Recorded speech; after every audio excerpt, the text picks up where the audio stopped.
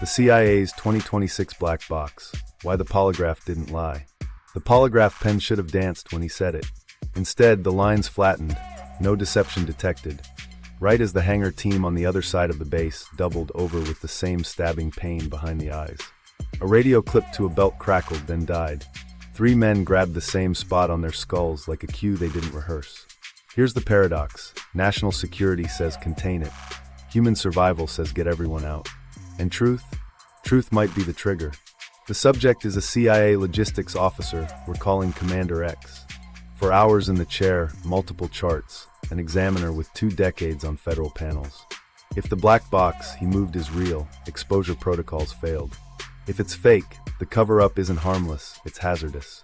We're not guessing. We're laying out polygraph items, transport logs, medical notes, and internal memos that don't agree with their own redactions. And there's one detail the examiner flagged. Not human. We won't get to until Act 3. It's the pivot you'll feel before you understand. To see how a box that wasn't a box slipped through a system built to lose nothing, we follow the leak that breathed. Contamination/mystery, the leak that breathed. The first ripple didn't hit a forum. It surfaced in a quiet telegram chain with 12 members, where posts vanished like they were embarrassed to be seen. The message metadata looked wrong in a way only insiders notice.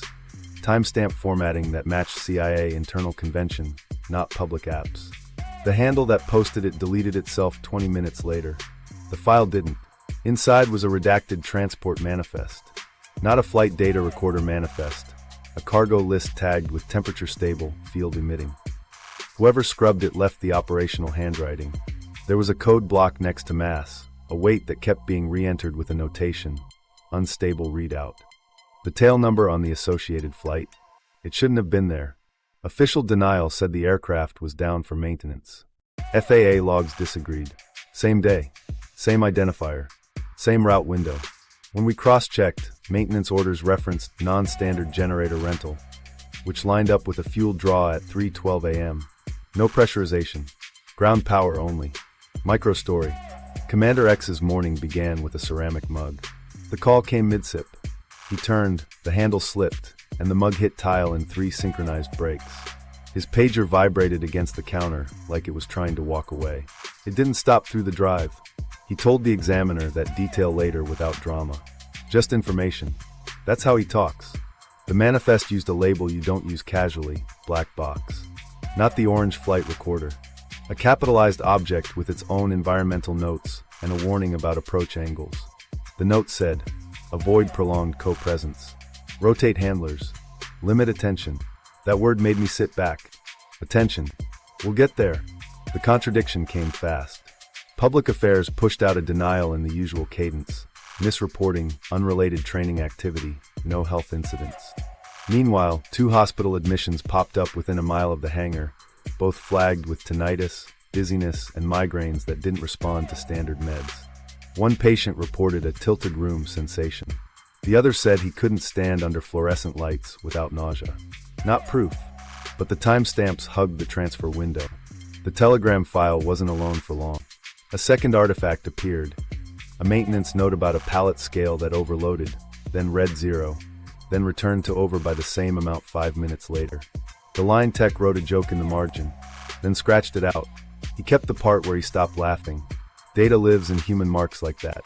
Here's where most stories jump to theory. We won't. We seed the polygraph instead, because that's where storytelling meets bodily truth.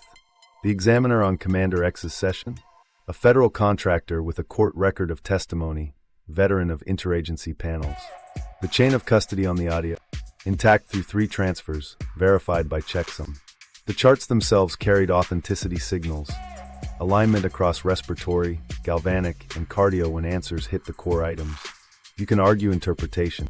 You can't argue that the paper is fake. While that was happening in Virginia, a narrow slice of Southwest airspace got weird. Pilot chatter described ground tremors without storms. Seismic stations logged micro-events below the threshold of media interest, but high enough to show a heartbeat under concrete. The Retrieval site matched historical footprints in a way that set off old alarms. The Wolf priority code in a legacy logistics manual reappeared as a routing anomaly. Deviation authorized, no refueling stop, ground hold on endpoints cleared by a 3-letter memo ID that's been retired for years. Retired, but apparently still respected. Microstory. An airfield tech told a friend he'd taped over a warning light because it wouldn't stop humming. Lights don't hum. He taped it anyway. His friend asked what the light meant. He said he didn't know. That was the point. What nobody knew at the time was how language in the 2026 documents recycled phrasing from the 1970s. Anomalous materials, field emission stability, induced physiological agitation. It read like a template dragged across decades. Either provenance was real, continuity, not coincidence, or someone with a long memory wanted it to look that way. Stakes Jack. If the provenance thread holds, then we're not dealing with a one-off. We're watching an operation that learned to hide within its own bureaucracy.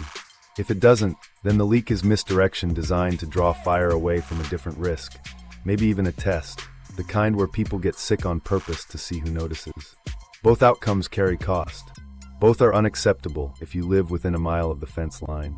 The first formal contradiction landed 3 days after the telegram leak. FAA updated its public record with a corrected tail number entry, backdated to erase the overnight hop. The hospital records, anonymized but time-anchored, didn't move.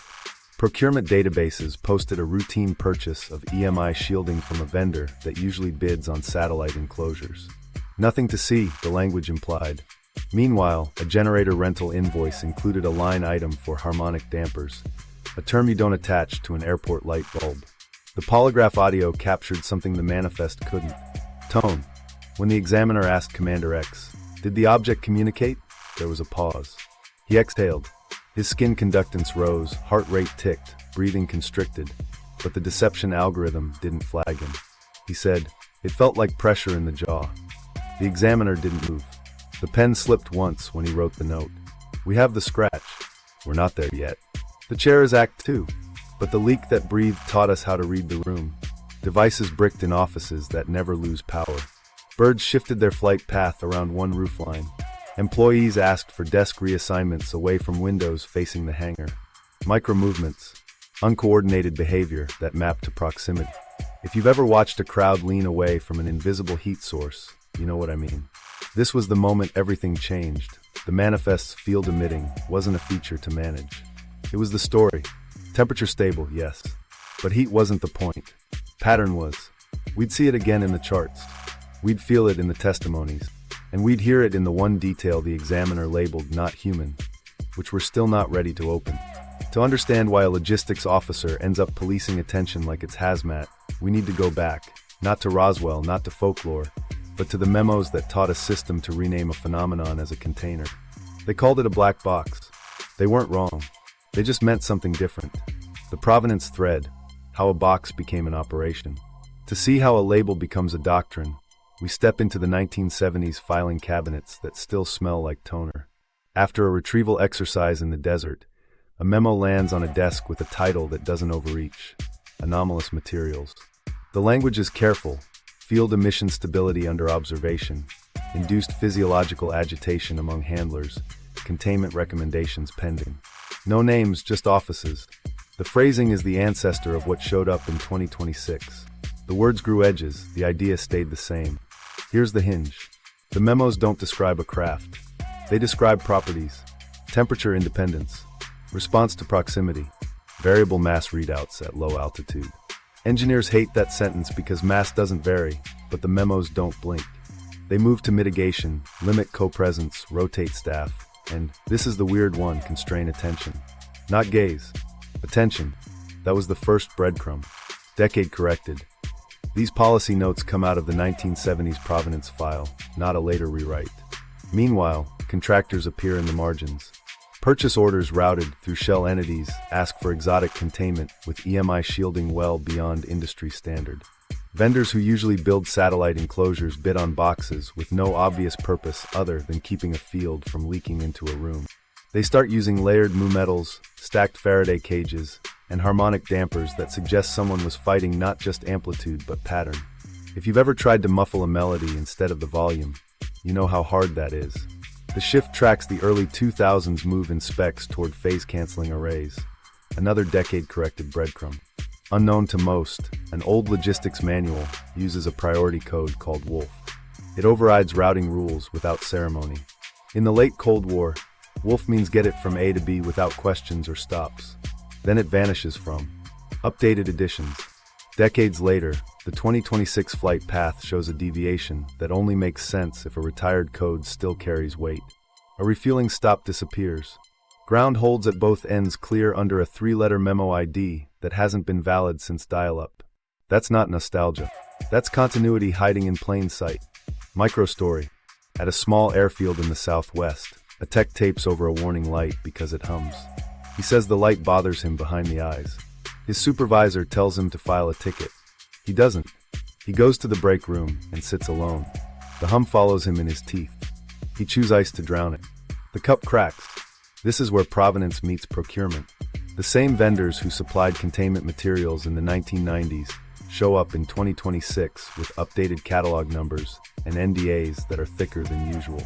One clause mentions medical confidentiality for occupational exposure, not radiation, exposure. And the redactions in FOIA replies reuse language retired a generation ago. Misfiled in legacy archive, search burden unreasonable, records cannot be located in the custodial unit. It's the same voice talking through a different decade. You can read this two ways. Either a myth got a style guide, or the operation never stopped. The stakes swing hard. If it's continuity, then the black box isn't an event. It's an organism woven into the bureaucracy, moving with muscle memory that doesn't need signatures. If it's mimicry, someone's laundering a new risk through old words to buy credibility. Both scenarios keep people sick if protocols miss the point. What nobody knew at the time was how the containment specs evolved. Early designs focused on static shielding, thick walls, grounded cages. Then, around the early 2000s, the drawings start showing phase-canceling arrays and programmable dampers. That's an admission without admitting. The field isn't just strong, it's structured. You don't cancel a hum with concrete. You cancel it with a tuned echo. Contract routing adds another breadcrumb. Payment terms include hazard uplifts for non-ionizing stress environments. That's a phrase pulled from occupational EMF safety standards, but the thresholds listed don't match known industrial sources. They're lower for exposure time, higher for symptom onset. It reads like someone learned the hard way that instruments can say safe while bodies say no. Parallel to all this, a training module slips into an internal curriculum for logistics officers. It's about attention management under stress. On the surface, it's standard: avoid fixation, maintain distributed awareness. But the case studies are strange. Handlers who got tunnel vision reported headaches first. Teams that rotated visual focus had fewer incidents. You don't build a module like that unless you're treating attention as a variable, not a metaphor. Microstory. A contractor, new to the program, complains that his pacemaker app flagged unknown interference 3 times during a shift. He thinks it's a firmware bug. He updates the app. The flags stop. His headaches don't. He switches phone pockets from left to right. No change. He stops carrying the phone.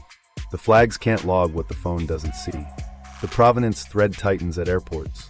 A pattern of generator rentals with harmonic filtering shows up during overnight windows that correlate with hangar closures chalked up to floor waxing. Meanwhile, birds stop roosting on the roofline. Maintenance requests for fluorescent lighting replacement spike. The cost center stays the same across years. The invoices change vendors, but not the nouns. And yet, the paper never calls it a device. It's always the box, capitalized as if it were both object and policy. That's how a label becomes an operation. The name wraps the behavior, so nobody has to write what it does. The 1970s memos taught a system to call the phenomenon a container, then build around the container until the behavior looked like logistics instead of physics. Here's the pivot you can feel. Provenance isn't nostalgia, it's muscle memory. When Commander X gets the call in 2026, he steps into a choreography written before he was hired. He follows routing codes that aren't in the new book. He signs forms built for a different decade. He manages attention like it's hazmat because, somewhere along the line, the people who got sick taught the people who stayed to look away. Provenance is context, not proof. It tells you the chair you're about to see wasn't a first. It was a confirmation ritual in an operation with a long shadow. So we leave the filing cabinets and sit down with the needle. Into the chair we go. The polygraph chair, why the needle didn't lie. The room was colder than it needed to be. Polygraph suites are built that way. Thin walls, thicker doors, one camera that pretends to forget you. Commander X sat straight, hands resting where the examiner wanted them, sensors finding skin, pneumotubes across the chest, a blood pressure cuff on. The arm, galvanic pads on 2 fingers that still showed a faint line of tape glue from his morning. He didn't ask for water. He asked about the time.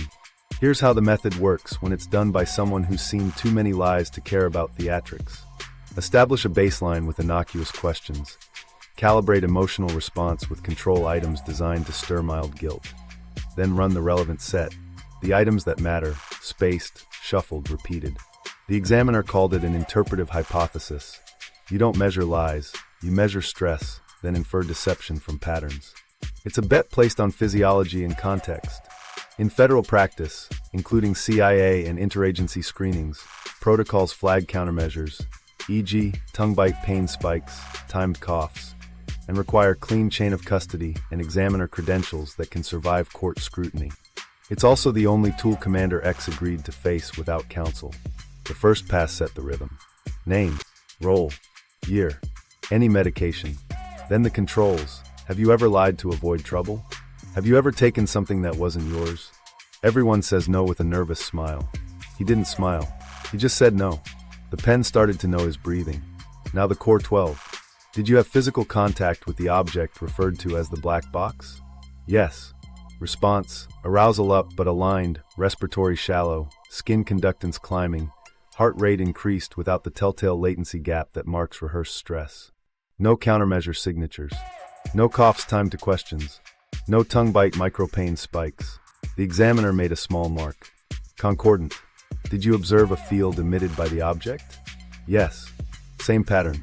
What nobody knew then was how the harmonics would echo across his charts like the EMF logger we'd see later. For now, the page just showed a human adapting to an ugly memory and not trying to beat the machine. Item 3. Was the object of non-human origin?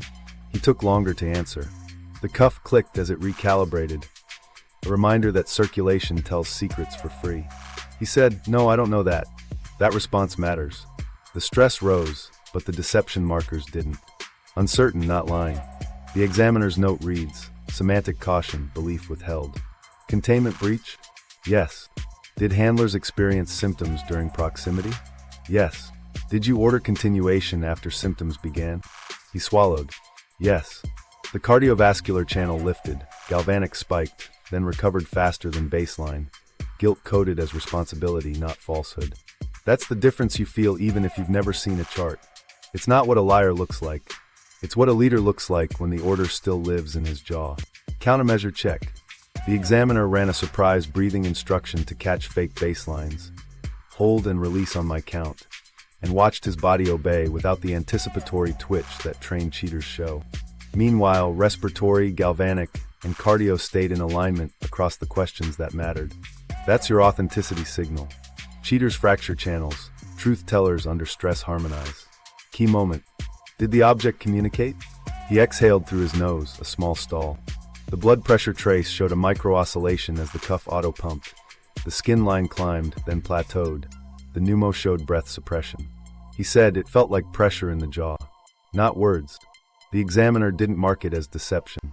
He marked it as contact, subjective communication, not language. The margin note is small but sharp. No linguistic content. Somatic overlay reported. Limitations matter, and we won't pretend they don't. Polygraphs aren't lie detectors, they're stress maps. People can pass while lying and fail while telling the truth.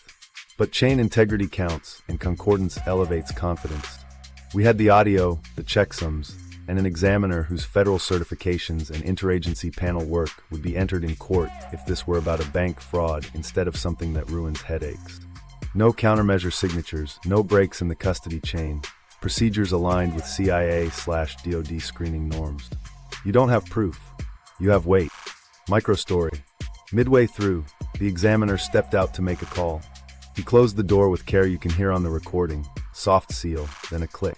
He whispered in the hallway, "We need to widen scope." The phone didn't connect. Inside, the fluorescent light flickered once. Commander X rubbed his temple with his uncuffed hand and stopped, like he'd broken a rule he hadn't been told. The sequence continued. Did the object respond to proximity changes? Yes. Did symptoms subside with increased distance? Yes. Did concentrating on it intensify the sensation? He hesitated. The physiology rose, but the algorithm didn't cross the deception threshold. He said, "It was worse when we watched it." The examiner underlined the word watched and wrote, "Attention-Contingent?" We'd circle back to that in the crisis beat, because that note is the one he later flagged as not human. The examiner pushed on the edges. "Did you use any substance or device to alter your responses?" "No." "Did anyone coach you on defeating this test?" "No." His baseline didn't drift. That's rare in sessions that go long, and this one ran close to 4 hours with breaks that never fully cooled him down. The last items probed chain of command. "Did you receive direct instruction to underreport health incidents?" He looked at the wall camera like he remembered it existed. "No." Stress rose, still no deception call. Either he didn't or he refused to label indirect pressure as instruction. When the pens finally slowed, the paper showed a body that reacted, aligned, and held its ground across the 12 core items. The examiner didn't declare truth. He wrote, "No significant response suggestive of deception on relevant questions." In this world, that's as close as you get to a clean bill. And here's the part that matters for what comes next. The chair didn't clear a mystery. It mapped it. The pattern we saw in movement and symptoms had a twin in physiology. The story wasn't just in what he said. It was in how his body answered when words didn't reach. The retrieval, physics that didn't care about paperwork. The entry point wasn't marked on any public map, just a patch of southwest scrub that shook when trucks idled and didn't stop shaking when they cut the engines. Ground tremors rolled like a slow drum nobody wanted to admit they felt. Seismic monitors nearby logged micro-events that looked like heartbeat noise. The paperwork called it a transfer. The soil called it something else. The first sighting was a box because there wasn't a better word. It came on a low-slung pallet with straps that bit into corners that didn't quite exist when you looked at them straight on. Commander X stood far enough back to pretend he was supervising. The crew chief touched the strap, then shook out his hand like he'd brushed a live wire. He didn't swear. He stared at his glove, then put his hand behind his back like he'd been caught. Mass was the first betrayal. The forklift didn't sag when it should. The pallet scale flashed overload, then settled, then hit zero with a beep that sounded embarrassed. A line tech laughed once, reflex, then shut his mouth when the readout held at zero, as if the earth forgot to count for a second. They rebooted the scale. It returned to a number no one trusted. The paperwork wrote it down anyway, because the form has a box for weight even when the weight doesn't behave. Lifting made it worse. Below 20 feet, the forklift groaned like it was lifting a safe. Above 20 feet, the motor eased as if someone had turned gravity sideways. The driver thought the hydraulics were failing, then realized the needle on the lift pressure gauge was coasting down while the load was still up. He put it back down fast. The needle climbed like a person out of a cold lake. No one called maintenance. The maintenance guy was standing there watching and didn't want the job. Temperature behaved like a liar who tells the truth. The shell of the box tasted cold through gloves. Plastic tack on metal, frost forming on knuckles despite the late heat in the hangar. But when a handler kept his hand against the side too long, he pulled away and said his palm felt warm from the inside. The IR thermometer read ambient. The glove turned brittle where frost kissed it, then softened when he flexed. A medic asked if anyone smelled ozone. 3 said yes. 1 said he tasted copper. The medic wrote nothing because there wasn't a field for taste. They moved it without touching it more than they had to. Ground power carts coughed awake, humming with a tone that found the back of your teeth. Someone had ordered harmonic dampers without telling the crew why. They clipped them in like charms, not convinced they mattered, and watched the indicator lights throb out a slow beat that didn't match the mains. A fluorescent fixture above the pallet stuttered 3 times, then steadied. That would matter later. In the moment, it just made everyone blink. A pallet jack rolled too close, and its wheel locks engaged on their own. The driver cursed, rocked it, then stepped back as the locks released without his touch. He looked at Commander X, who shook his head once. "Keep moving. Eyes forward. Don't stare." A rule that sounded like superstition until he caught himself staring and felt the pressure behind his eyes thicken and settle into his jaw. He swallowed. It didn't help. A bird crossed the open hangar door, stopped mid-flight, and arced away like it had hit an invisible fence. No one pointed. They all saw. Devices started to brick in a pattern that only made sense on a clipboard later. One laptop froze, a badge reader beeped error, a radio clipped to a belt went dead with a soft surrender. The power stayed on. The people dipped, straightened, and didn't talk about it. The plan said roll to the transport cradle, lock down and go. Physics said try again. The cradle bolts took torque, then backed off a quarter turn without spinning. A tech leaned into reseat 1 and felt his nose start to bleed, slow at first, then steady. He pinched the bridge, stepped back, and the flow eased. He stepped in again, and it returned. He stepped out to the painted line where the concrete color changed, and it stopped. He looked at the line like it mattered. He didn't cross it again. The radios picked up a mush of interference with no signal source, just a chuffing pattern that pulsed faster when people clustered near the pallet. The safety officer spread the crew out like he was defusing an argument. The chuffing eased. A badge scanner near the door pinged the same rhythm, as if the building had learned a new song. They tried to weigh the box mid-transfer with a crane scale, hung from the lifting eyelets they weren't sure existed until they did. The readout lagged, overshot, undershot, then settled on a number that changed when the crew looked away. They laughed about it like men laugh at funerals, too loud, then quiet. Someone said, "Don't look at it." It wasn't a joke. Meanwhile, paperwork kept pretending gravity behaves in warehouses. The manifest required signatures, so hands moved pens while eyes avoided the object. The crane operator marked the clearance as nominal, though he'd taken an extra foot because the box seemed to breathe when it crossed the threshold. The air temperature didn't shift. Skin told a different story. Commander X watched his team wince in unison when the pallet hit the transport rails. He had a choice he didn't say out loud: abort and explain a feeling, or proceed and explain a delivery. He signed the proceed line. The signature looked like his, but wasn't as patient. As the transport door sealed, the hum in the hangar dropped a half step. Shoulders lowered. A medic checked a pulse ox on a handler who'd gone pale. 91 climbed to 96 in under a minute. Someone said it was the heat. Someone else opened a bottle of water and poured it over his wrist. The handler nodded like he agreed. Out on the tarmac, the forklift driver sat with the engine off and the key still in his hand, breathing with his mouth open like he'd tasted something he couldn't spit out. He looked at the sky, then at the hangar door, and chose to look at the sky. The paperwork said the retrieval was complete. The body language said the room had tilted and then straightened.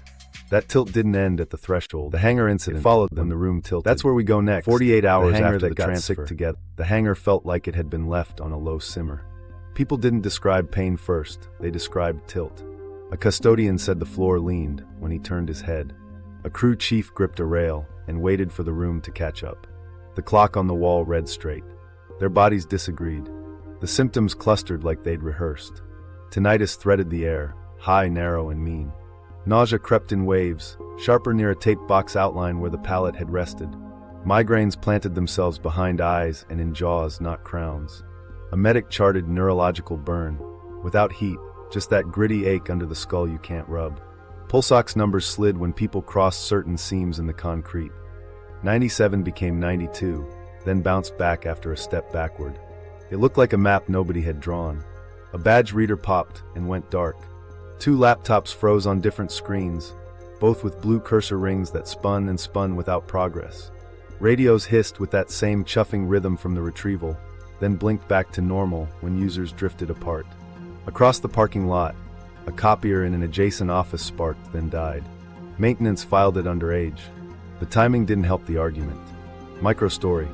A supervisor bent over the cradle bolts to recheck torque and felt a warm thread run from his nostril. He pinched, waited, checked again, and the drip thickened. He stepped backward, past the painted line from 2 days earlier, and the bleeding stopped. He stood there for a minute, not from fear, but from calculation, testing a perimeter he couldn't see. Then he folded a towel and assigned someone else to the bolts. Birds stopped landing on the roof. You could watch them approach, hesitate mid-flight, and arc to a distant beam, as if the air turned to jelly above that corrugated metal. People noticed without pointing. They started smoking on the far side of the building. Nobody made a rule, bodies made a choice. The medical logs that exist, contested, incomplete, but consistent, read like a pattern refusing to name itself. Headache onset within 6 to 12 minutes of proximity. Tinnitus immediate, nausea delayed. A medic recorded jaw pressure, ear fullness, photophobia for 3 handlers in one shift. He ran a cheap EMF meter he kept for grounding checks, purely out of habit. The needle climbed near the taped rectangle and dropped by the door. It wasn't calibrated science. It was a nudge. Pulse oximeters don't lie easily. On 2 different wrists, numbers dipped during a walkthrough within the old footprint, then recovered in the break room. One handler joked he needed a plant to breathe for him. He stopped joking when his fingers tingled and his hands couldn't steady a pen. He handed the manifest to a co-worker and stood under an exhaust fan like air could fix electricity. Parallel accounts stacked outside. A coffee pot in the ops office burned out with a sweet, plasticky smell. A smart speaker refused to wake, then reset itself with a voice that echoed once before settling. The crew's group chat got glitchy, messages arriving in clumps with timestamps that didn't match when anyone typed. Someone messaged, "Pressure," and then didn't send anything for the rest of the day. What nobody knew, but everyone felt, was that rest didn't reset the room. People went home and found edges. A spouse reported a headache that bloomed when the TV stuttered, then eased when it was unplugged. A dog refused the living room and slept under the kitchen table with his nose toward the door. Not proof, but proof's cousin, the one who shows up at the worst times and asks if you're paying attention. Interpretation tried to catch up. Radiation made the first list and fell off when dosimeters read normal. Heat wasn't heat. Ionizing wasn't ionizing. The best guess sounded wrong out loud. Patterned interference. Something like acoustic electromagnetic coupling, field shaping that met bodies halfway and pushed. Field clinicians in the DIA's Anomalous Effects survey used plainer language. Neurological burn and vestibular disturbance, when instruments stayed quiet but bodies didn't. The words felt like placeholders. The headaches didn't. The ethics clock started. Occupational health wanted incident forms. Security wanted quiet. Commander X stood in the middle with a line he could live with. Rotate, limit proximity, and uncomfortable to say, limit attention. He told the team to spread tasks, to stop staring, to step back the second the tilt hit. He didn't use the word hazard. He used the word downtime. Microstory. A medic put a foiled blanket over his shoulders as a joke and felt calmer. He laughed about placebo and kept the blanket within reach. 2 hours later, someone else wore it without asking. The laughter sounded thin. Meanwhile, the building misbehaved. Fluorescent tubes above the pallet space buzzed with a tone that nested in molars. One fixture stuttered exactly 3 times during a morning walkthrough, then never again that day. An electrician swapped a ballast, then another, then shrugged because the replacements sang too. He wrote age on his report and left a spare in the ceiling grid. Stakes landed hard when the hospital visits lined up with shift rosters. 2 admissions within a mile, tinnitus, dizziness, light sensitivity. It looked like bad luck until you saw the timestamps hugging the cleaning window when the hangar was supposedly empty, and a generator was supposedly humming for no reason. If exposure was real, proximity was policy. If exposure was fake, fear was making people sick. Either way, bodies were paying. That's the point where denial turns dangerous. The official line, even inside the fence, minimized. The symptoms didn't. The pattern didn't. The word attention kept sneaking into conversations like a stray cat. Don't look at it, don't think about it, work the edge and move on. It sounded superstitious until the EMF logger later graphed stepped harmonics that rose when people clustered. We'll show you that. But first, the institution flinched. When the room tilts, the question isn't why, it's what you do next. The hangar taught the protocol before the memo did. Protect the people, then argue the theory. The agency reached for a different playbook. That's where the Coverup learns to breathe. The Coverup protocol, how lost files learn to hide. While the hangar was learning to protect itself, the institution reached for muscle memory. The first move wasn't subtle. A denial in 3 beats: minimize, reframe, externalize. The memo that hit inboxes called the symptoms routine stress indicators. It reframed the generator rental as scheduled maintenance. It blamed outside interference for the device failures, regional telecom irregularities. No one said the word field. Then the paper started to disappear by appearing somewhere else. FOIA replies came back in a voice we recognized from old battles. Records misfiled in the 1990s, search burden disproportionate, custodial unit unable to locate responsive documents. The phrasing wasn't just familiar, it was recycled, punctuation and all. It looked like someone had a template for vanishing. The pattern got stranger when procurement contracts surfaced with vendor NDAs that didn't read like engineering. Standard language about proprietary designs was wrapped around gag clauses on occupational health. One clause bound contractors to route all exposure claims through a black budget insurer with no public-facing office. the kind that only exists as a P.O. box and a number that never rings longer than 2 tones. Medical bills went somewhere money can't subpoena. Inside, the cadence of denial ran tiers. Tier 1 minimize, no indicators of hazardous exposure. Tier 2 reframe, employees exhibited symptoms consistent with seasonal illness. Tier 3 externalize, any anomalies were attributable to vendor equipment. That's how you shift blame without moving facts. It also buys time for files to learn to hide. Microstory. A facility manager discovered an email auto-delete rule buried 3 levels down in the admin console, named after a weather event, monsoon. Any message containing a cluster of words, harmonic, EMF, palette, bleed, was shunted to a volatile folder and purged in 72 hours. He renamed the rule to test it. It snapped back by morning. He stopped renaming it and started printing. Vendor relationships hardened into silence. A shielding company rep, friendly on the phone about delivery windows, froze when asked about harmonic dampers. He said he didn't know the term, then used it correctly 2 sentences later. His NDA had a medical non-disclosure annex. He hung up without saying goodbye. His email bounced for a week with a server error that translated to "we saw you." Meanwhile, claims filed by handlers for migraines and tinnitus took a detour. Human Resources entered them into a new portal. The portal forwarded them to the insurer with the P.O. box. Replies came back template thick. Claim under review, documentation insufficient. Please provide corroboration from an occupational medicine specialist.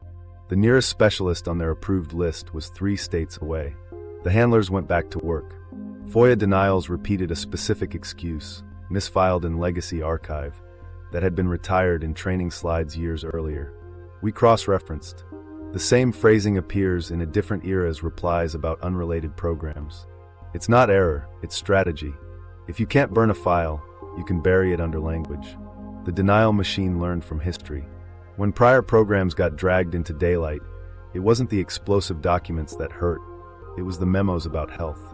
This time, the gate was built in advance. Occupational exposure became a private matter, routed to a private insurer, so a public agency could say it had no records. It's a shell game with medical charts.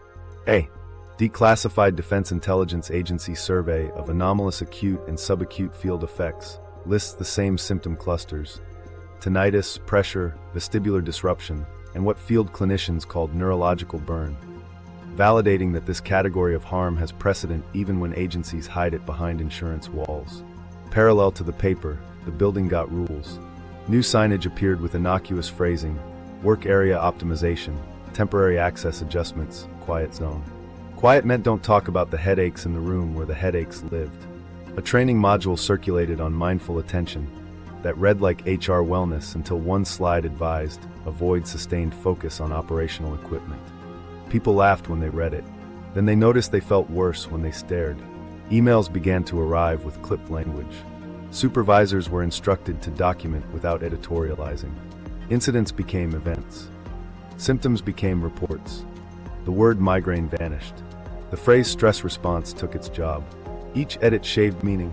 Each shaved meaning shaved liability. Microstory. A mid-level analyst wrote an internal summary of the Hangar anomalies using plain words. He sent it to 5 recipients. The file came back with a banner: corruption detected, unable to render. He printed the hard copy and walked it upstairs. 2 days later, his badge stopped opening the outer door. He was reassigned to inventory standardization. He didn't fight the move. He started sleeping in his truck. External statements kept the 3-tier cadence. A spokesperson told a local reporter that any health issues were unrelated to operations. He suggested allergies. He reframed the generator rentals as routine. He directed further questions to a contractor, then to the FAA, then back to the base. A circle that looks like cooperation when you're dizzy. The cover-up isn't cinematic. It's clerical. It's a cascade of small moves, rules that eat emails, NDAs that swallow diagnoses, and memos that turn migraines into morale. It's also adaptive.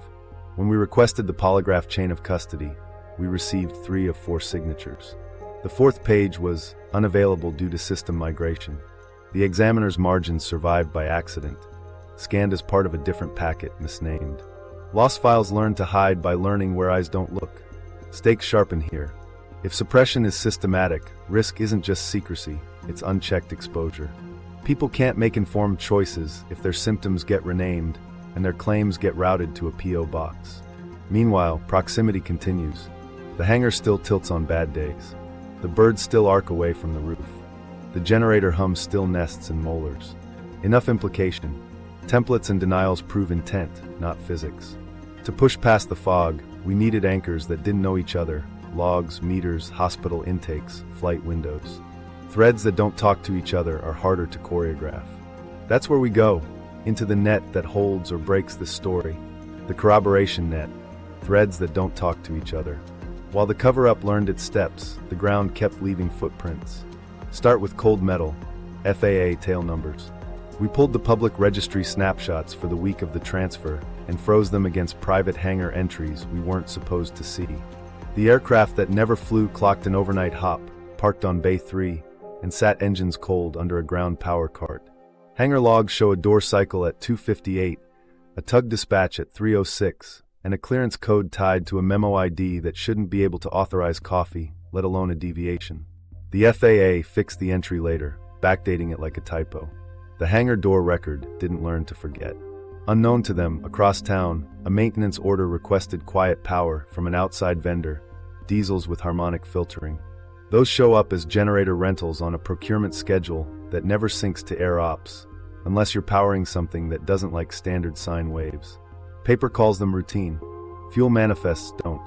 A midnight delivery offloads more than a test light bulb would drink, then logs a draw at 3:12 that tracks the hangar door's blink.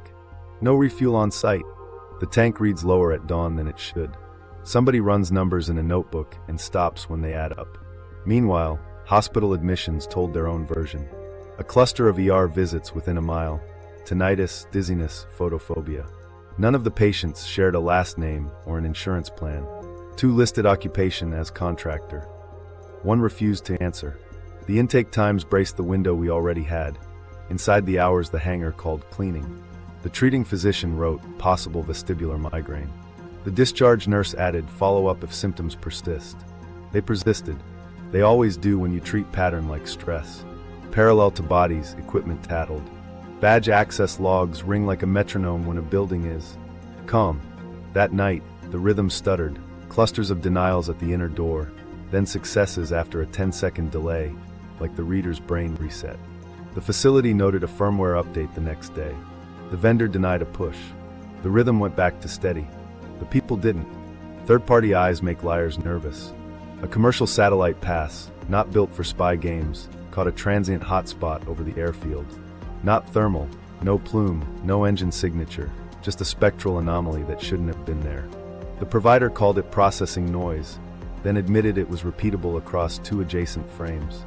Contested, but it sits on the same clock as the fuel draw and the door cycle. You can wave away 1.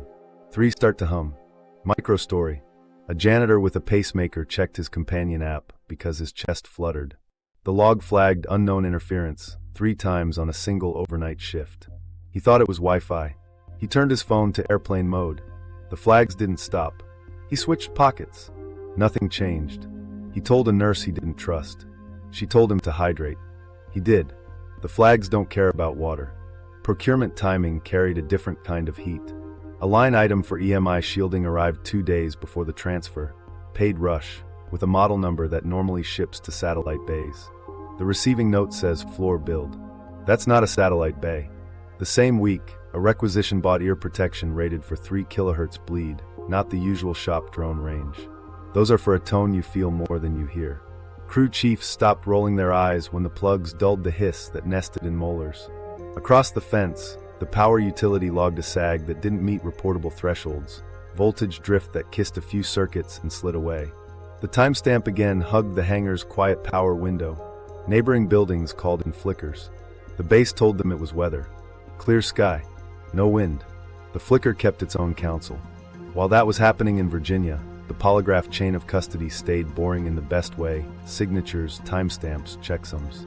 We matched the session's critical questions to the hangar's 2 worst days. The item about proximity lined up with logs showing staffing pulled thin around the pallet space. The question about attention traced to a time the crew's group chat went silent. Silence is a metric when everyone usually complains. A maintenance schedule tucked a curiosity inside routine. ballast replacements on the same fixtures that stuttered 3 times during the examiner's late question. Work order closed as completed. A week later, a second order reopened the ticket with residual hum. The electrician suggested swapping the entire run. The request died in budget. The hum stayed in people's teeth. On paper, none of these systems talk. FAA registries don't sync to hospital intakes. Vendor invoices don't shake hands with badge readers. Satellite providers don't brief hangar techs who tape over lights that hum. But lay the threads flat, and you get a weave. Not perfect, not clean, but sturdy enough to carry weight. It lives in timing, door cycles, fuel draws, badge hiccups, admissions that whisper the same complaint. It lives in nouns that repeat across documents that shouldn't share vocabulary. Harmonic, proximity, rotate, quiet. Here's where it lands. If you're building a hoax, you don't teach independent systems to rhyme. If you're running an operation, you can't stop them. The corroboration net isn't a single rope. It's a lot of thin lines that hold because they don't know each other exist. And in those lines, one pattern kept raising its hand. Things got worse when people clustered, easier when they spread. The building knew. The bodies knew. The logs reluctantly admitted it, which means the next question isn't what moved. It's how we were moving it by paying attention. Commander X speaks, the night the box hummed back. He says he's a mover, not a prophet. Logistics, not intel. 20 years of getting things from here to there without losing temper or paperwork. His file shows steady promotions, clean audits, and one commendation for rerouting hurricane relief under budget. No flair, no flags. In another life, he would have retired with a watch and a quiet barbecue. Instead, he's talking about a hum that found his jaw. The night it came back wasn't on the schedule. A sensor trip. A vibration in the rails nobody could explain. He drove in without turning on the radio. The base sat flat and obedient under sodium lights, but the hangar felt awake, like the air had a plan. His badge beeped, hesitated, then let him in on the second try. He read that as nerves. He says now he was wrong. The hum wasn't loud. That's the trick. It sat under hearing, a pulse the room loaned to your teeth. He walked the perimeter with a flashlight held low, the way you do when you don't want to tell your brain a story about shadows. He stopped 3 steps shy of the taped rectangle where the pallet had rested and felt the pressure rise behind his eyes. He didn't cross. He'd learned that much. He called his crew chief to confirm no one else was on site. Then he said the thing that stayed with him. It felt like being noticed. Not watched. Not hunted. Just noticed.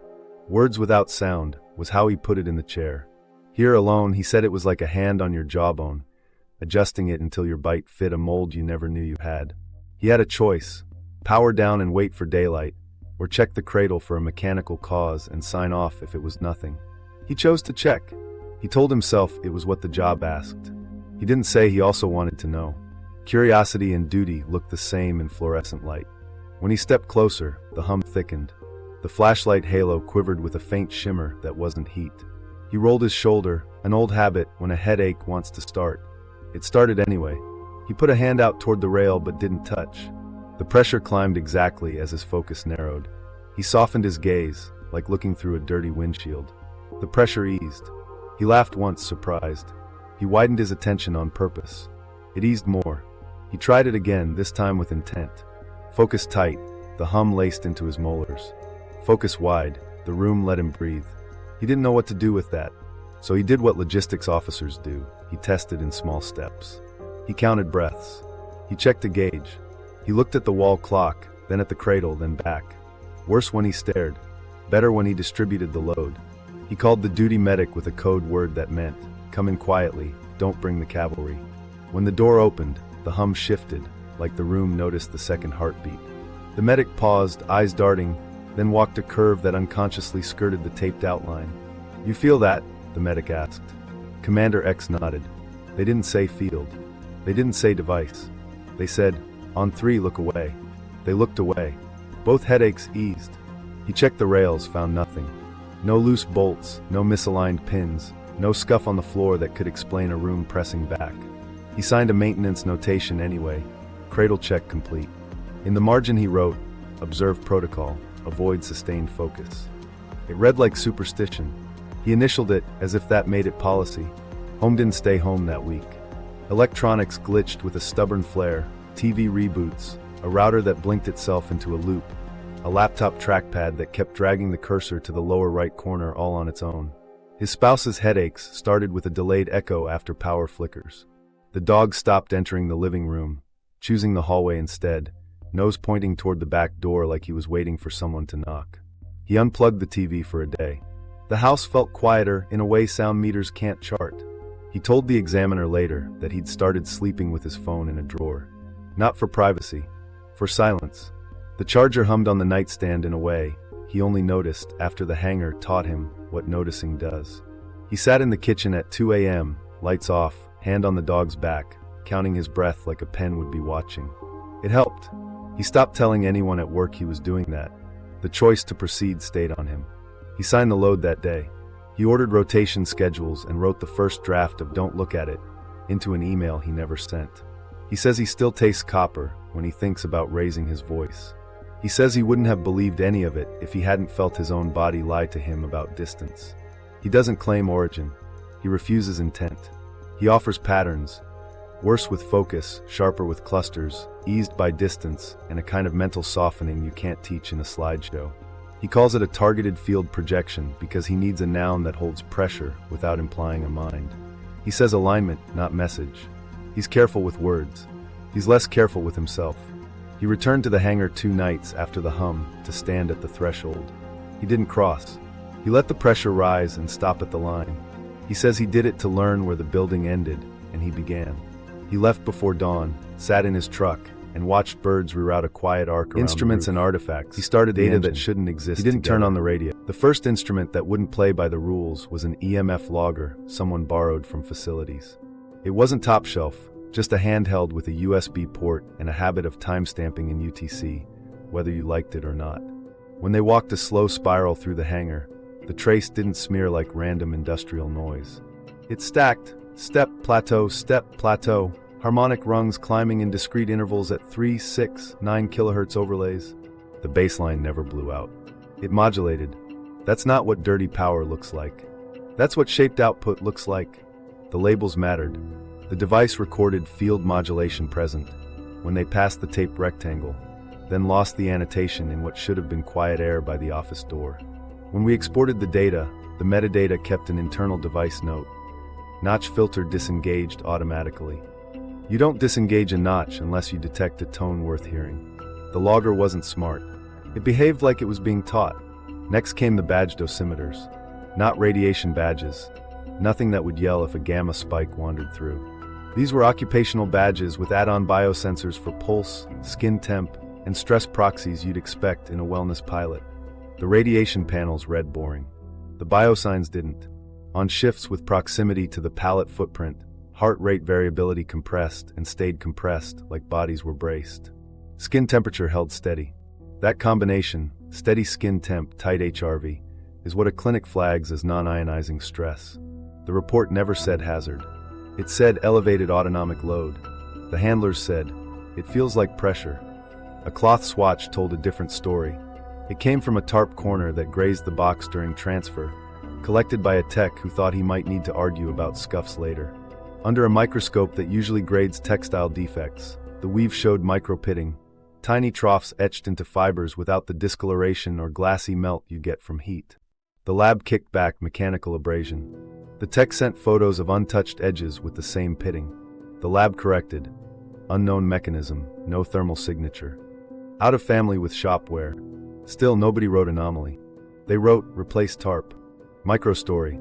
A night tech pocketed a foil square from a shielding offcut because it made him feel safer to have a talisman. He slept 2 nights with it under his pillow and didn't.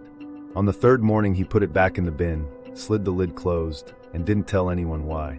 He told himself it was superstition. Then he stopped rolling his shoulders like a headache was about to start. We pulled acoustic data from the quiet power generator because the hum had a personality. A contractor's recorder sat on the cart for warranty reasons. The audio spectrogram later showed a carrier tone that wasn't in the generator's catalog.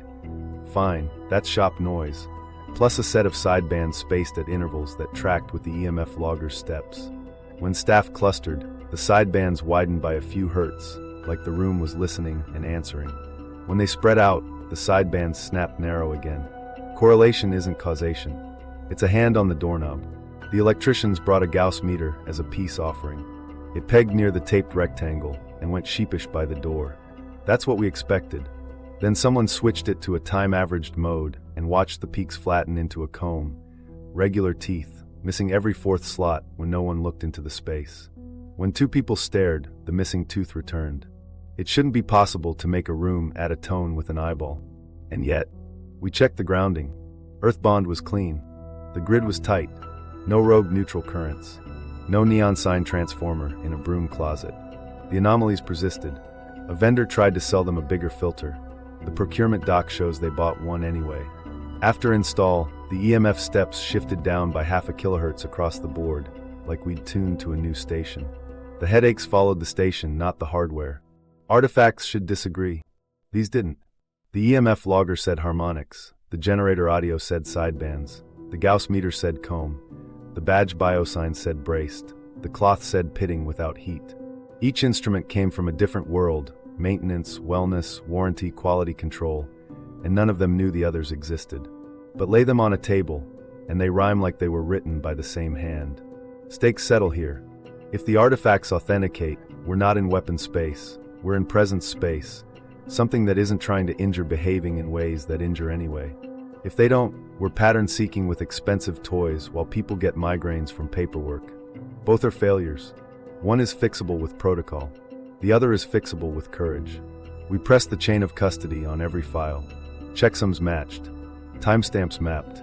The only mess lived where humans live. Notes scribbled in margins, a mislabeled export folder, a voice memo from a medic that started with, "Don't send this," and ended in a sigh. Our bias checks asked if a noisy grid could fake stepped harmonics. Maybe. Could it also drive HRV compression without skin temp drift, pit cloth without scorch, and widen sidebands when people stared? That's where skepticism turns into a to-do list. Call for replication landed in a small room first. Bring an independent EMF characterization with blind observers who don't know when they're close. Track symptoms without telling subjects what to expect. Run controlled exposure on fabric swatches under shielding that can't hum unless something tells it to. We asked. We were told, not at this time. So the instruments whisper, and the artifacts refuse to sit in separate boxes. And while the charts and swatches argue like adults, the polygraph from Virginia is still on the table, pinned to a margin note the examiner underlined twice. He wrote 3 words that didn't belong in a lab report. Attention-Contingent output. That's the collision we can't keep avoiding. Crisis beat, the question the examiner almost didn't ask. It wasn't on the original list. The examiner added it in a margin, small, like he was testing his own nerve. He waited until Commander X had settled into that late session rhythm, where people answer before they wonder who's listening. Then he said, "Did the object respond to human attention?" The room tightened a notch. Chart behavior told the story before words did. Physiological convergence, respiration suppressed, galvanic skin conductance climbing, cardiovascular trace lifting in step. All 3 moved together, not jagged, not fractured. Elevated arousal, no deception flag. He said, "Yes." Worse when we watched it. The pen scored the paper hard enough to squeak. The examiner's margin note, "Attention-Contingent output?" Then in tighter script, the phrase he'd underline later, "Not human." He didn't mean alien mind. He meant the signature didn't match how people interact. People talk back in language. Machines respond to commands. This behaved like a field reconfiguring around a gaze, somatic, reflexive, indifferent to intent, precise to attention. Microstory. The fluorescent tube above the chair stuttered 3 times during that question, and never again. We checked the ballast work orders. They weren't scheduled that day. It's an anecdote you want to throw out. You can't, because it rhymes with the hangar's 3-blink morning flicker and the generator's widening sidebands when bodies clustered. The coincidence pile stops looking like coincidence when it finds a tempo. He pushed the angle. If no one looked at it, did symptoms ease? Commander X said, yes. Charts climbed, aligned, held. Did concentrating on it intensify the sensation? Yes. Same rise, same absence of deception markers.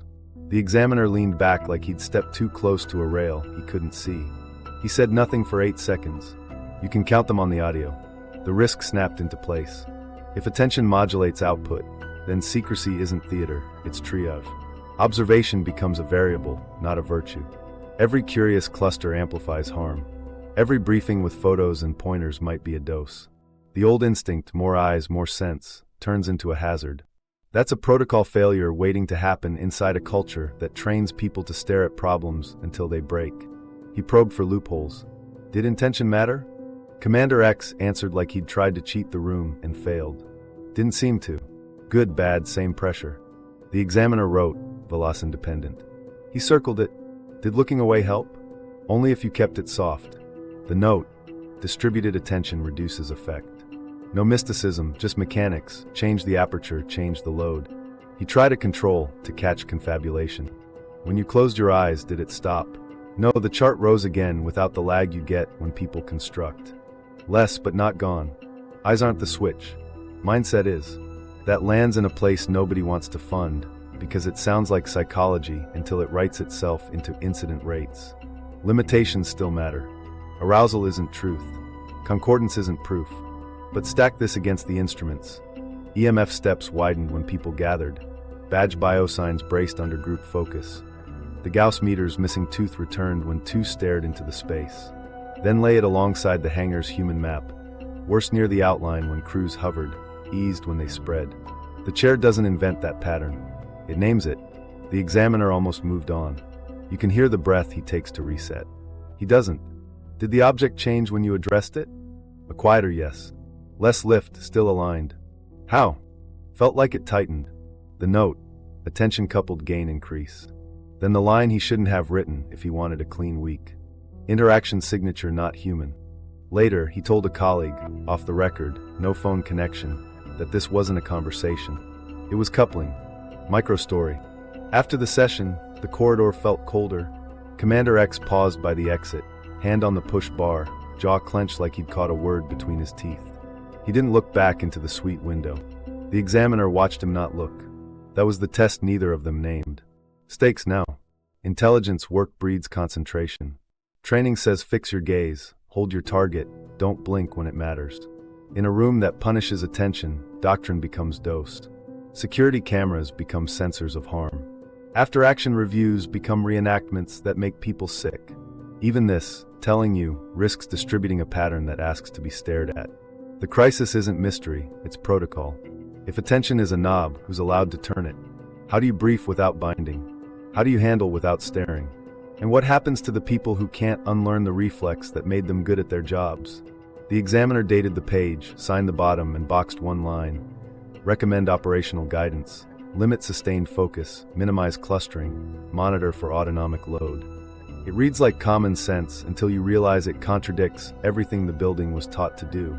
Everything was about to change when the label black box stopped being a container and became the phenomenon itself. We open that now. Disclosure/payoff, opening without opening. Here's the turn that strips the comfort out of language. The black box was never a container. It wasn't housing something, it was the something. The box is the phenomenon. Edges because we needed edges, mass because we required a number, straps because hands need something to hold. The field is the form. The crate is a costume we built so logistics could breathe. When the team stopped treating it like a sealed thing and started treating it like a presence that occupies volume without caring about our nouns, the data made more sense. The stepped harmonics, the jaw pressure that answered focus, the way instruments changed when bodies clustered, those aren't artifacts of bad shielding. They're the signature of a device whose output couples to observers. Not language. Alignment. The message hypothesis sounds grand. It isn't. What we saw isn't content in sentences. It's pattern sequences that map to human biometric rhythms, heart rate variability ranges, respiratory pacing windows, cranial nerve irritations that read like metronomes we didn't ask to join. The pressure in the jaw lines up with trigeminal pathways, the tinnitus threads that 3 kHz band our ear canals hate. It's a score, not a speech. When you narrow your focus, the gain goes up. When you widen, the coupling loosens. It doesn't care if you're curious or angry. It cares that you're there.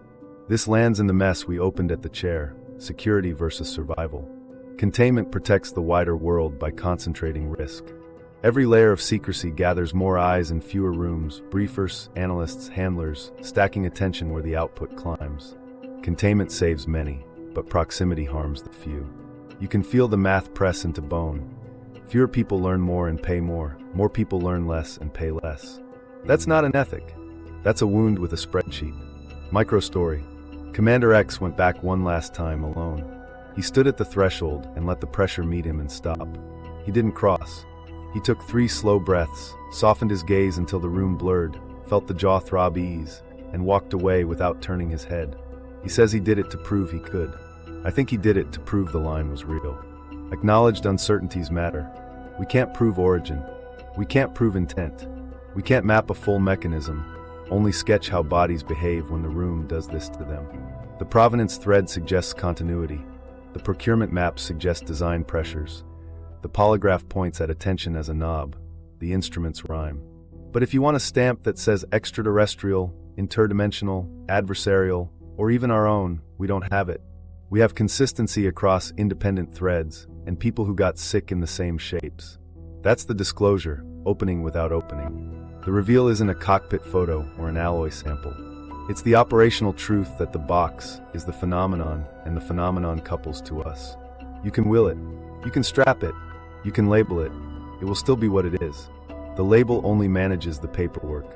Meaning lives in the next decisions. If attention is a variable, then doctrine has to change. You don't hold long in the footprint. You don't pack briefing rooms with curiosity. You don't run post-mortems around still images that act like seeds.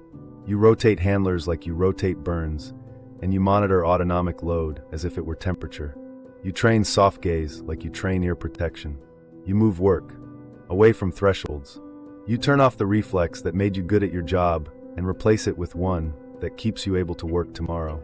Meanwhile, the paradox doesn't blink. Public safety argues for disclosure. Institutional safety argues for containment.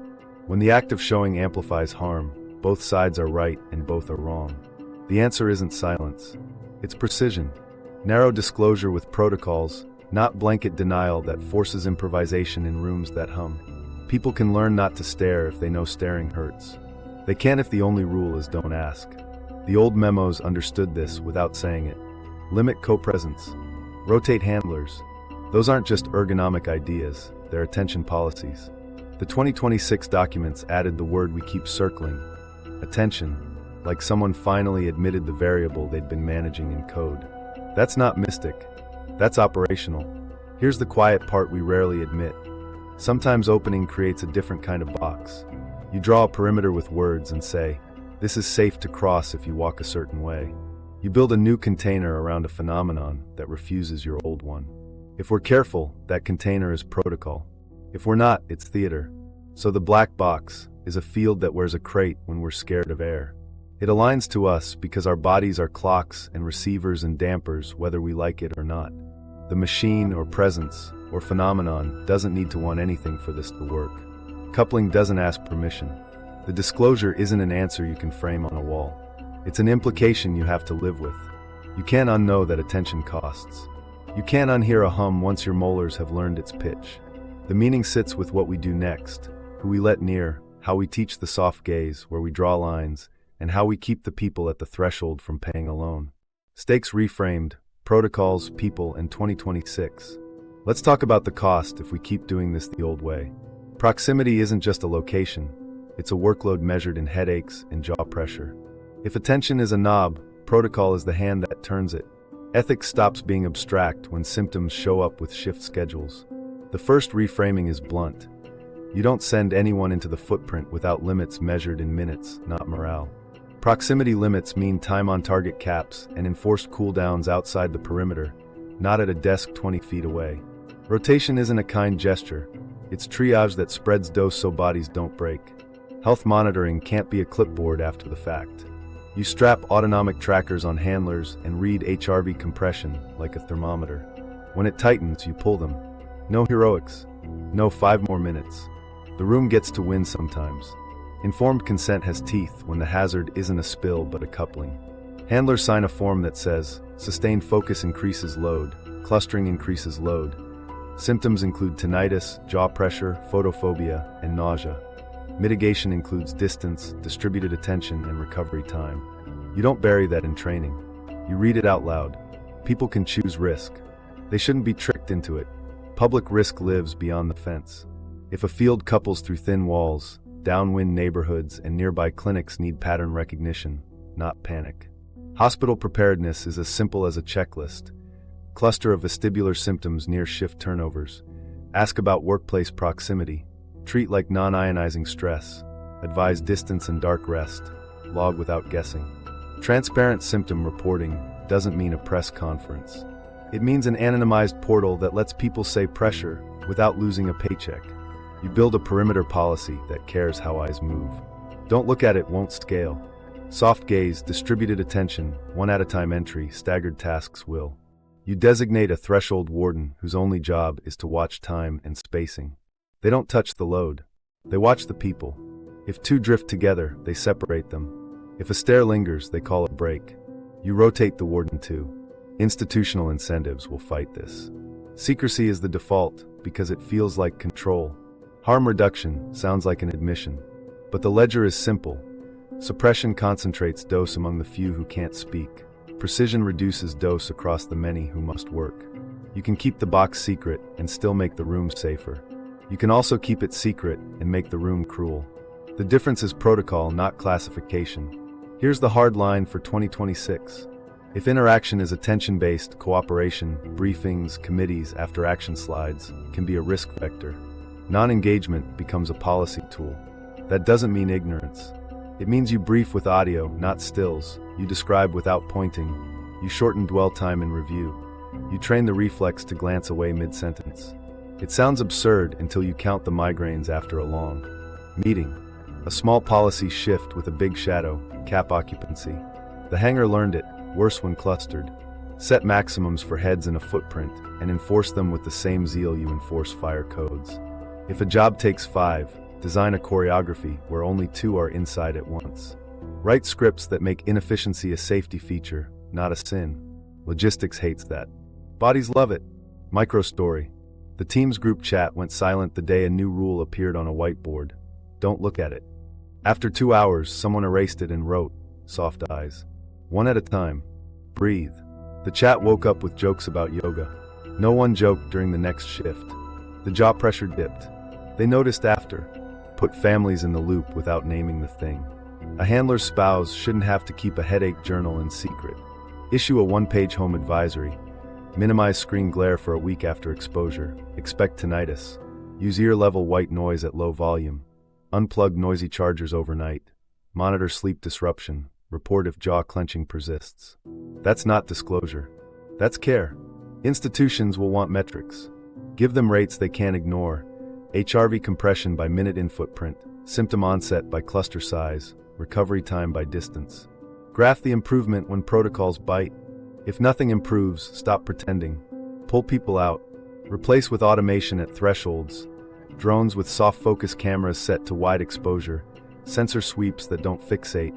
Robotics that don't care about hums and molars. The incentive alignment comes last.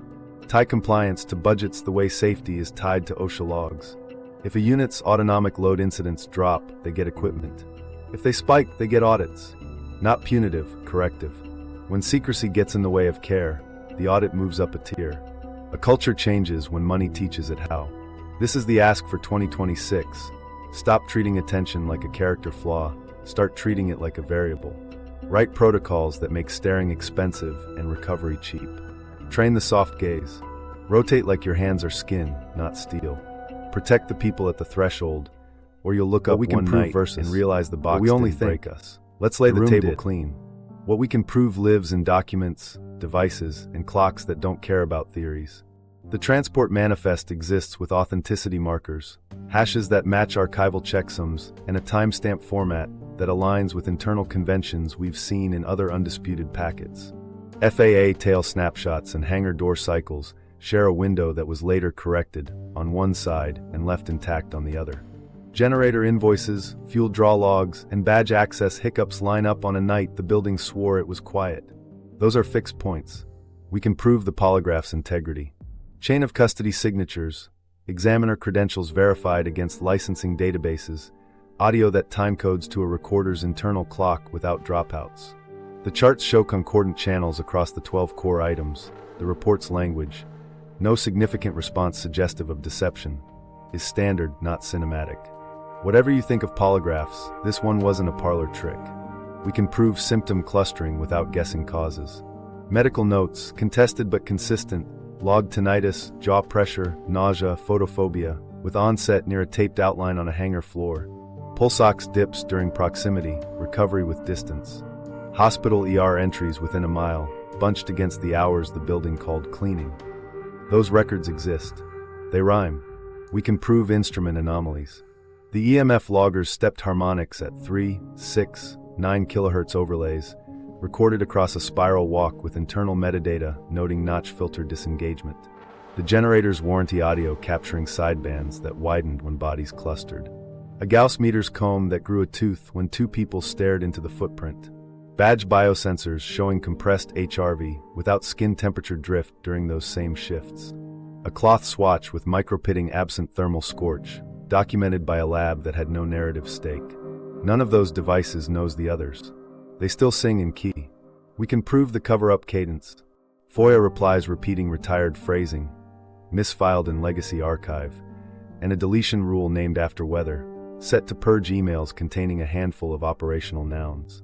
Vendor NDAs with medical gag clauses, occupational claims routed to a dead quiet insurer. That paperwork exists.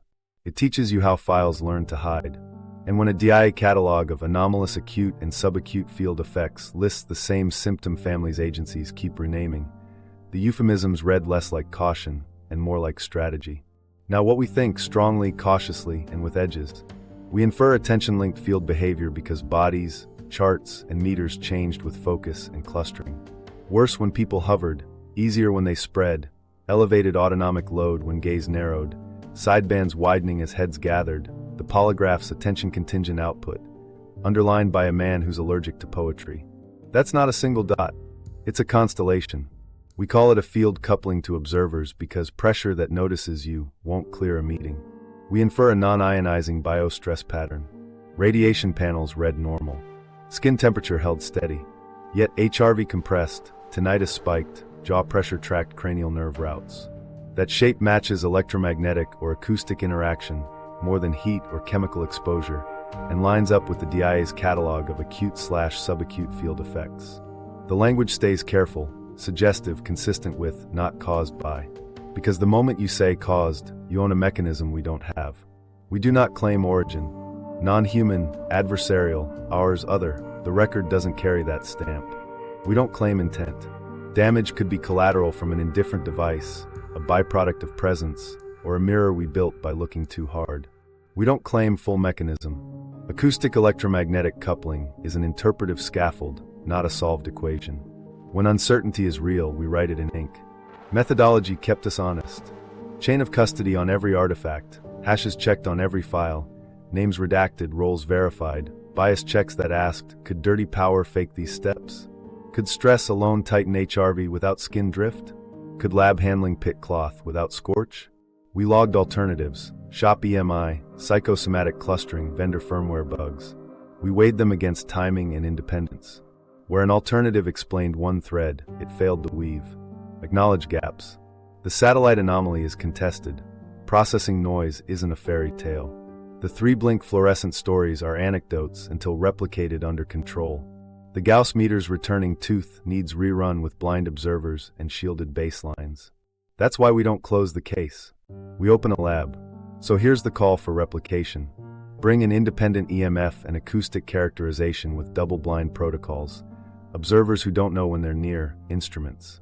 That log without live displays to avoid steering attention. Track autonomic load with clinical-grade HRV, pupillometry, and salivary cortisol. Run controlled exposure on fabric under calibrated fields, then inspect for micropitting with thermal logging to catch heat sneaking in the back door. Separate people, then cluster them, randomize order, record quietly. Publish the nulls and the hits. Blinded symptom tracking matters. Build a cohort that doesn't know the hypothesis. Rotate them through zones, log onset without telling them when to expect it, and see if the pattern survives ignorance. If it dissolves under blinding, you learn something important. If it holds, you've got a phenomenon with rules. Meanwhile, keep the boundaries bright. Prove authenticity markers, timing concordance, symptoms and instruments that align, a polygraph with clean paperwork. Strongly infer attention-linked coupling and non-ionizing biostress. Cannot claim origin, intent, or total mechanism. Mark speculation as speculation. Keep the story in people and clocks, not in wishes. Because the next decisions deserve more than a hunch. They deserve a protocol built on what survives replication, not what flatters a headline. And until that replication happens, the safest sentence we can say is the one the building taught first. Limit proximity, soften focus, and stop counting courage in minutes spent staring. Human costs, the people the footnotes forgot. Start with the medic whose hands used to be steady enough to thread and four in a moving truck. After the Hangar weeks, his fingers shook when he lifted a coffee cup. He blamed caffeine, switched to tea, then water, then nothing. The tremor stayed. He tried to chart it like he'd chart a fever. Time, place, onset, recovery, but the line crossed his day like a loose wire. He wore the foil blanket as a joke once. Weeks later, he kept it folded under the desk, not because it cured anything, but because it felt like armor in a room that pressed back. The crew chief, the one who knew every bolt by sound, stopped sleeping inside walls. His apartment was 12 minutes from the hangar, but his body believed the living room was tilted. He moved to his truck, a bench seat, 2 blankets, and the roof as a guarantee that nothing was humming above him. In the morning he'd wash in the base restroom, hold the sink with both hands, and breathe through the jaw pressure like an athlete rides a stitch. He told no one because explanations make debt, and debt keeps you inside. At home, small lives learn new rules without getting a vote. A spouse started a notebook. Headaches at 7:40 when the lights flickered. At 1912 when the fridge compressor kicked on. Eased at 2100 hours after the TV was unplugged. She wrote pressure 3 times, then underlined plugged, because patterns are comfort when meaning won't arrive. The dog found a corner under the kitchen table and turned himself into a compass, nose toward the back door, as if waiting for a breeze that never came. They called it a phase. Phases end. This didn't. Microstory. A handler bought new earbuds to drown the hiss in his head. He picked white noise at low volume because someone said it helped. It did, until the hum in his molars got jealous and moved up half a step. He took the buds out in a grocery aisle and realized the store lights sang the same pitch as the hangar's worst days. He left a full cart and sat in his car until the song ended. Inside the building, words grew careful. People stopped saying migraine and switched to head. They stopped saying vertigo and said tilt. The quiet resignation letter that landed on a supervisor's desk contained one line underlined: proximity. No complaint, no accusation, just that word and a date. The exit interview recorded family reasons. The file closed clean. The body didn't. A spouse called the base clinic and asked if anyone else had mentioned jaw pain without dental cause. The nurse said she couldn't discuss other patients. She suggested hydration and rest. The spouse hung up and bought blackout curtains. Light made the tinnitus meaner. The curtains didn't fix it. They helped her sleep through the pitch. The medic with the tremor tried to clock the worst days against diet, sleep, weather. He missed the correlation until the janitor with the pacemaker showed him his app. 3 flags overnight with no Wi-Fi, no phone, no reason. Their faces did the math the logs refused to. The medic started keeping his pulse ox in his pocket and stopped pretending it was a game. Not everyone bent. One handler swore he felt nothing. He was the one who stared longest, jaw set the way you set it when you've spent a lifetime refusing to blink first. 2 weeks later, he sneezed and felt a lightning bolt behind his eye that made him drop to a knee. He didn't tell a medic.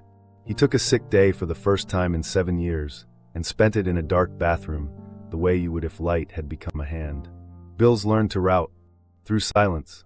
A contractor who paid out of pocket for an MRI, clean, filed for reimbursement and received a letter from an insurer with a P.O. box that asked for an occupational medicine specialist's note from a list 3 states away. He pinned the letter to a corkboard and stared at the thumbtack. He didn't have vacation days left for a trip he couldn't name. Microstory. A line tech stood in the pharmacy aisle, reading labels on over-the-counter ear drops like they might whisper consent. A kid ran past holding a balloon that squeaked against the ceiling. The tech flinched like a firecracker had gone off. He bought the drops, used them once, knew they weren't for this, and left the bottle on the sink as a concession to the need to be trying. The small humiliations come fast. A grown man telling a dentist he thinks his molars sing. A woman apologizing to her boss because fluorescent lights make her cry. A supervisor who can't hold a signature steady and pretends the pen is dry. The laugh you use when you need other people to agree nothing weird is happening becomes a dialect. The word pressure becomes the whole dictionary. The stories you tell your kids change by inches. Daddy's tired turns into daddy's on the quiet team this week. Mom's got a headache turns into mom's doing soft eyes. Try explaining to a 7-year-old that staring can make you sick. Try explaining it to yourself when your job rewarded concentration for 20 years. Micro story. Sunday breakfast. The medic reaches for a coffee mug and stops, hand hovering like he's about to touch a fence. His child says it won't bite. He laughs and takes the mug. He doesn't tell anyone that porcelain has picked up a hum he can't put down. Meanwhile, the circle of care keeps shrinking. You learn who you can say jaw to without seeing pity. You learn which co-workers to avoid because they want to solve you with YouTube.